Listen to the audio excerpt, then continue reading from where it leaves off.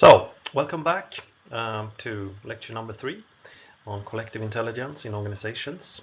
This lecture will be an illustration, it will be a case. I will tell the story not only how a consulting company developed their performance with collective intelligence, but also the story of how I ended up in this, what triggered my curiosity and later on my research career. So the background is we have to go back to 2002, and if you remember, then it was a period where the world, and maybe Sweden in particular, had experienced this internet boom, to be followed by more or less a crash of the industry in 2002.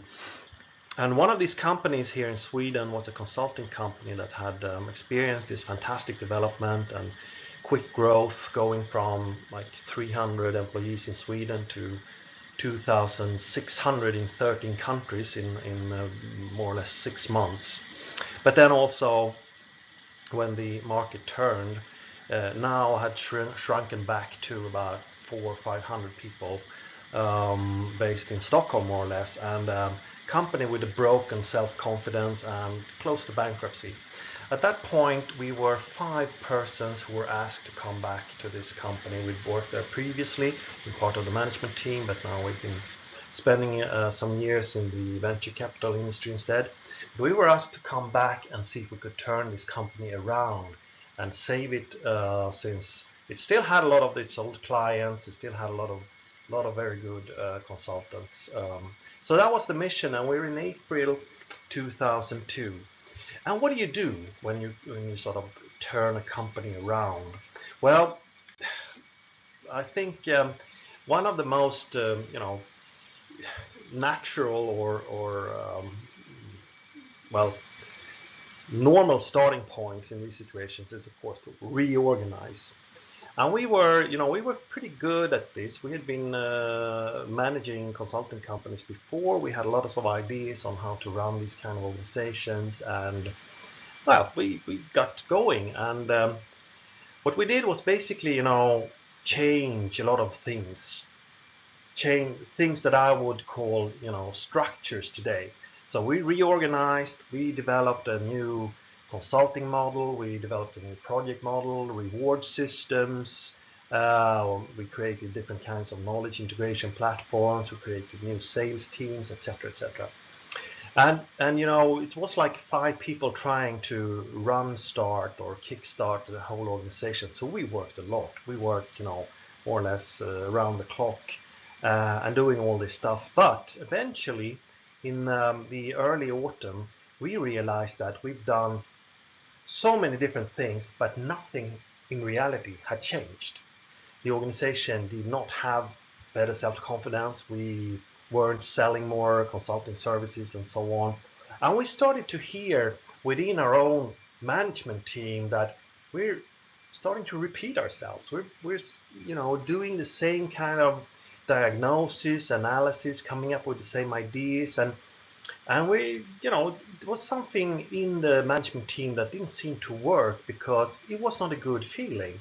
All the people were intelligent, they were relevant and so on, but it didn't seem like we were able to act like a team. And I think the only reason we could see this in ourselves was the fact that a lot of us had been within a management team, actually in the same company, a number of years earlier. In those days, we sort of more or less managed to do whatever we set out to do.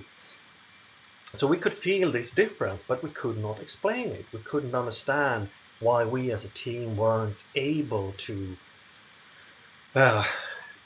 make decisions and implement them and so on. So in this situation, we decide that, okay, we need some help. We need some help with our own management team. And this is a big step for a consulting company management team to realize that we need consultants to help us. But what do you look for? What kind of consultants do you need to, develop a team? Is it leadership consultants? What do you look for, sort of in the yellow pages? But finally, we did a market study and found out that we had these two consultants that we decided to hire for this job. And it's interesting in itself what kind of persons that show up in this situation. Well, one of these consultants, he was a former hockey player, which is, he had a great career and he was part of the Swedish national team and so on. But it's a bit strange, if you think about it, that you don't get people that were more similar or had a more similar background to ourselves to work with what must be a very common problem. The other person was a former officer in the Swedish army who also had a very relevant career working with clearing mines in Lebanon and things like that. So they were both very competent, but very far from what we were actually doing as a business. But still, so these guys decide that in late November, we're going for a 3-day conference with the whole management team. And you can imagine the situation here. We have sort of, late November, Sweden, it's dark, it was raining, everybody was miserable, we didn't have much self-confidence left, we were close to bankruptcy, nobody liked anyone in the team and so on. And we had, it was not a good feeling. An interesting thing is that we go out to this island in the Swedish archipelago on a Wednesday evening. And then on Saturday, when we're going back and we're on the bus, and the bus starts sort of dropping off people, it's totally different feeling. You more or less, you didn't want to get off that bus. You were feeling that, why don't we just go to this office and now we can fix things in 3 days. We did get off the bus, but we sort of met again on Monday, and the whole situation had changed. Suddenly we were, well, I'm simplifying, but we were just more or less looking at each other saying, so now we know what to do, right? Yeah, I think so. Let's do that. And we did. So we did something very simple. The simple strategy or the solution was that, okay, if we can accomplish this change in our sense of working together in 3 days, why don't we do this on the entire organization? So we decide to bring out 20 to 25 consultants at a time to a similar training or conference, which would take quite a long time before we would be through the entire company, of course, and we didn't have much money. But in 3 months after training somewhere between 60 to 75 people, we had turned the company around. Which is also an interesting fact in itself. Of course, all the consultants got to go on this training later on, but it's interesting that we could change the whole company in like 3 months. And why? What is it that we did? Well, this whole strategy in its essence was basically just to increase the coordination and the cooperative ability of the organization by develop the skills of the people, so that in each and every situation, each and every microsystem and so on, they could be a bit more skillful in actually creating intelligent solutions. And it worked. So after that, this company for a number of years was one of the top performing management consultants in Sweden. And on my personal account, I was so fascinated by this, so I decided I want to complete the doctorate, and I want to do research on this. And then the question I think that was the most fascinating to me was the fact that how come at the time I was 37 years old, and at the time I was wondering how come that nobody had taught me these relatively simple things before. Why hadn't cooperative quality or cooperative skill been an issue when I went to university? Why was it not an issue when I was trained by Accenture, who had a great training program for new employees and so on? Why didn't organizations seem to care about the skill of people in actually achieving the things that the organization is supposed to achieve? And suddenly, because of this conference, it was clear to me that there were ways of training people in cooperative skills, and they weren't even very difficult.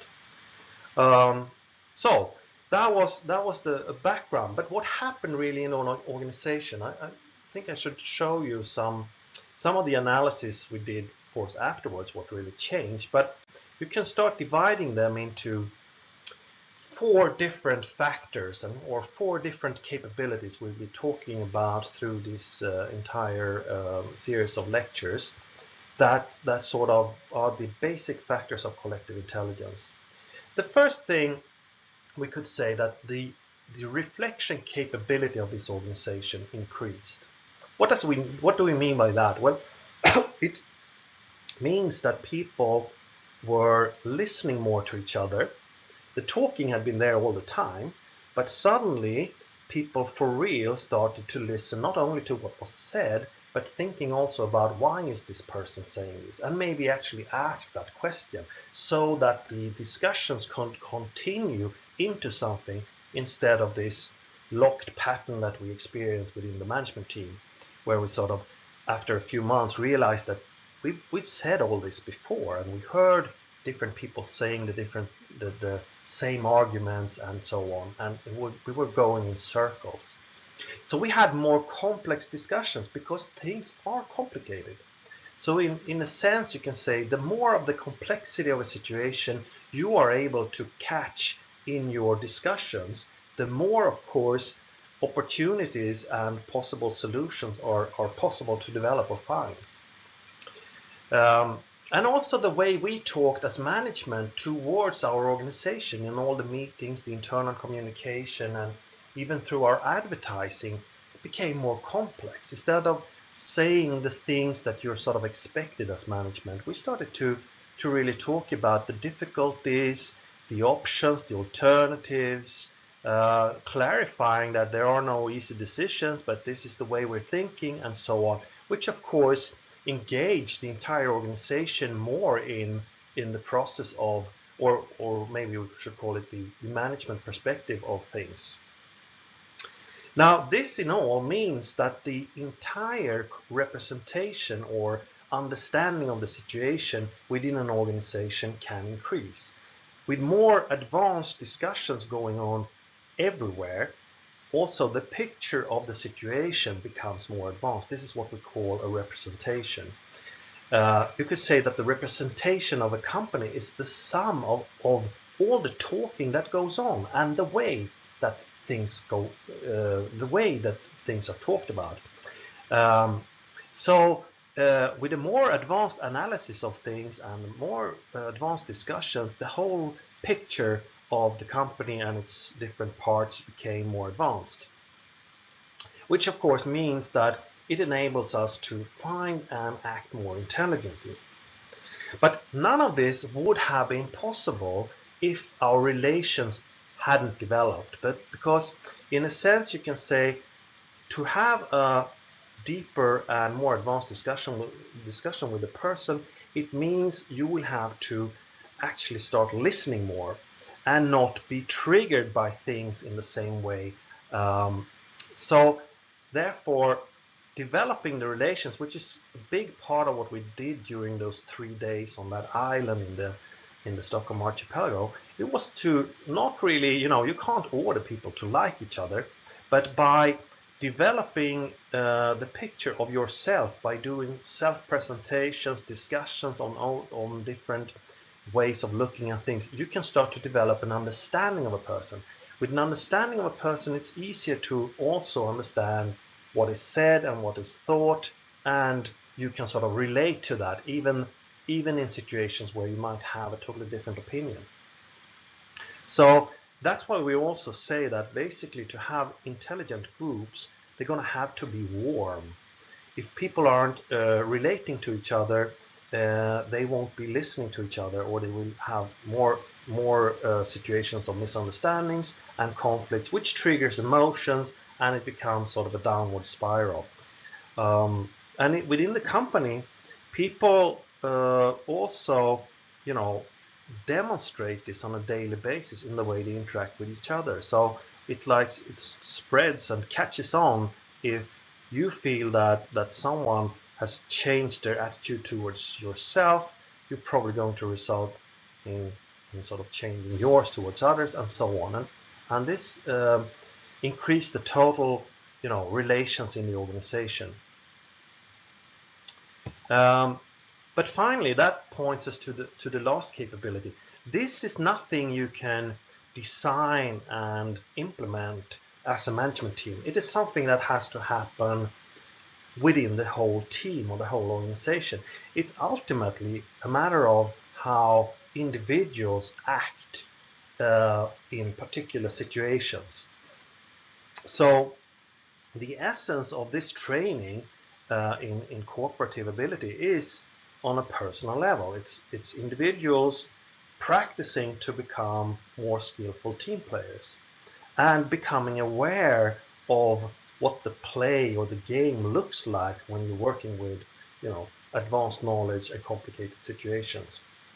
And that is a matter of understanding ultimately yourself and how you react to different things, how you're thinking, how that relates to other people that have maybe other personalities and other ways of addressing problems and other ways of discussing and so on.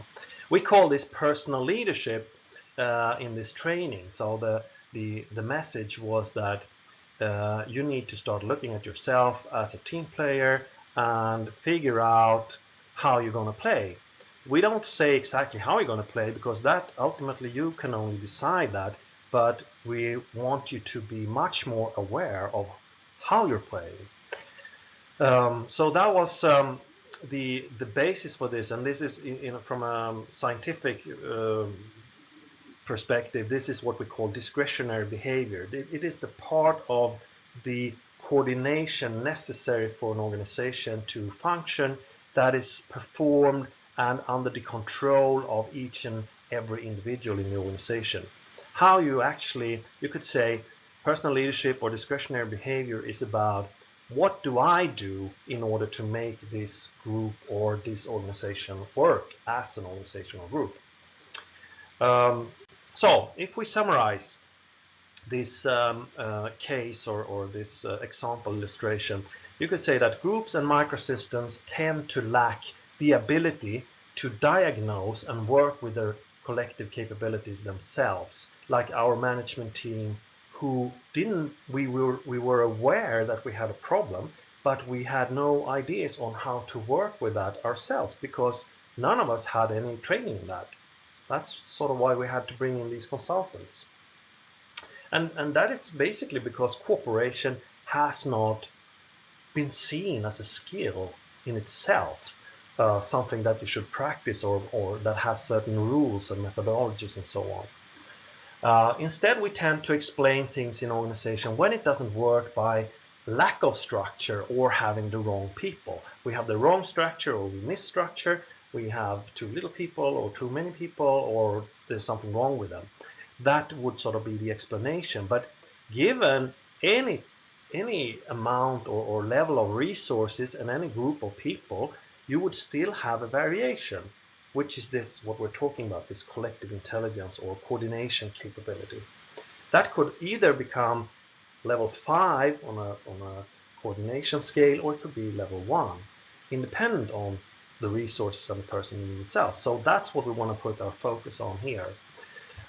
Which means that all organizations can always improve their performance just by increasing the average cooperative capability.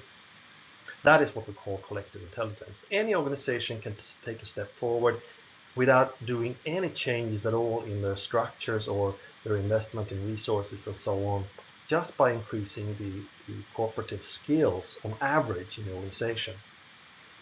So to increase collective intelligence, it will be about factors such as the overall communication, to create a representative, attractive, and complex enough understanding of the situation. That's what we call a representation. Such a representation is built on a more reflective and advanced talking within the organization.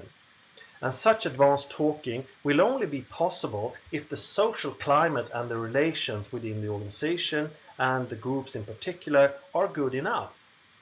But social climates are, at the end, created by the participants, not the organization. Hence, there must be an awareness amongst all members of the organization that they make a difference on an everyday basis. So that's basically the logic of this situation, the way we explain it, and sort of a conclusion of this illustration. Thank you very much.